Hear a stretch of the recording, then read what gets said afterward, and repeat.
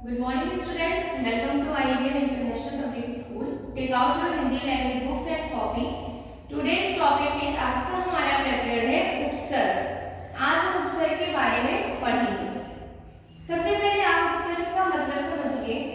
उपसर्ग दो शब्दों से मिलकर बना है, उप धर्म सर्ग। उप का अर्थ होता है समीप और सर्ग का अर्थ होता है सृष्टि करना या बनाना, यानी किसी शब्द के समीप रहकर एक नया शब्द बनाना या एक नए शब्द की सृष्टि करना, निर्माण करना ही उपसर्ग कहलाता है। परिभाषा देखिए, वो शब्दांश यानी वो शब्द जो किसी शब्द के पहले या शुरू में जुड़कर एक नया शब्द बनाता है या उसके अर्थ को बदल देता है, परिवर्तन ला देते हैं, वही हमारे हिंदी व्याकरण में क्या कहलाते हैं? उपसर्ग कहलाते हैं। अंडरस्टूड? तो वो शब्दांश जो किसी शब्द के पहले जुड़कर एक नया शब्द बनाए, वही हमारा उपसर्ग होगा। जैसे यहाँ पर उदाहरण देखिए, आपका जो कार शब्द है वो मूल शब्द है, लेकिन जब आपने कार शब्द में अधि उपसर्ग को जोड़ा तो कार शब्द जो था उसका अर्थ ही बदल गया, परिवर्तन आ गया। अधि उपसर्ग जोड़ने से जो कार शब्द था वो क्या हो गया? अधिकार, यानी उसका अर्थ ही बदल गया। तो मैंने आपको बताया सर क्या होते हैं वो शब्दांश जो किसी शब्द के पहले कार शब्द था, तो कार से पहले आपने अधि जोड़ा और जोड़ने से क्या हुआ? अर्थ ही बदल गया, एक नया शब्द बन गया। तो ये हमारा क्या हो गया? अधिकार। यहाँ पर आपका पुत्र शब्द है मूल, उसमें आपने सु उपसर्ग जोड़ा। इस शब्द के शुरू में सु उपसर्ग जुड़ने से एक नया शब्द बन गया, उसका अर्थ ही बदल गया, इसलिए हमारा ये उपसर्ग क्या हो? सुपुत्र। धर्म शब्द में आ उपसर्ग जोड़ने से क्या हो गया? इसका परिवर्तन हो गया, धर्म शब्द क्या हो गया? अधर्म। मान शब्द में अप उपसर्ग जोड़ने से क्या हुआ? अपमान।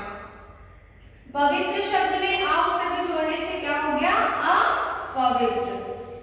आपके अंग्रेजी के उपसर्ग, हिंदी के उपसर्ग, उर्दू के उपसर्ग, अरबी फारसी के उपसर्ग, संस्कृत के उपसर्ग, कई भाषाओं में आपके उपसर्ग अलग अलग होते हैं, लेकिन कभी भी आपसे ये नहीं पूछा जाता है कि ये हिंदी भाषा का उपसर्ग है, उर्दू भाषा का उपसर्ग है, कि अरबी फारसी भाषा का है, कि अंग्रेजी भाषा का है।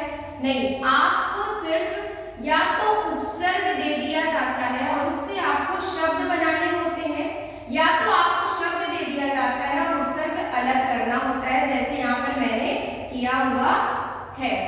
एक बात का ध्यान रखना है स्टूडेंट्स कि आप जब भी उपसर्ग अगर अधिकार दिया है और मैंने कहा आपको अधिकार शब्द से उपसर्ग अलग करना है, तो आप जब अलग करेंगे तो बस ये ध्यान रखना है आपको कि आपका जो उपसर्ग अलग कर रहे हैं वो सार्थक हो, यानी उसका कोई अर्थ होना चाहिए, मीनिंगफुल होना चाहिए।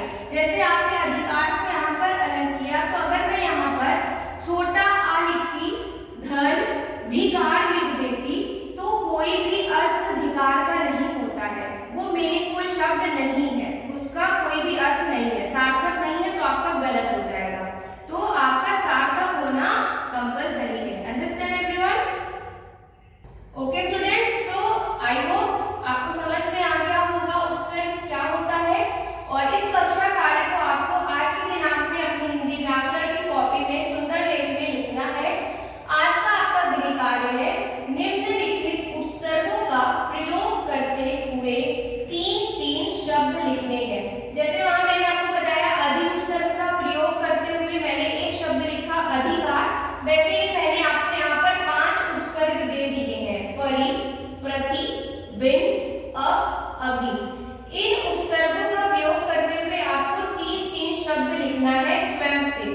जैसे परि शब्द, परि उपसर्ग आप शब्द बनाएंगे परिवर्तन, प्रति उपसर्ग से प्रतिकूल, बिन उपसर्ग का प्रयोग करते हुए बिन मांगा, अप उपसर्ग से अपमान, अभि उपसर्ग से अभिमान।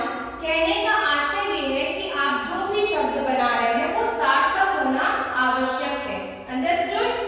तो आपको इन सारे जो नीचे दिए गए हैं निम्नलिखित उपसर्ग, इनसे तीन शब्द बनाना है। ये आज का आपका गृह कार्य है।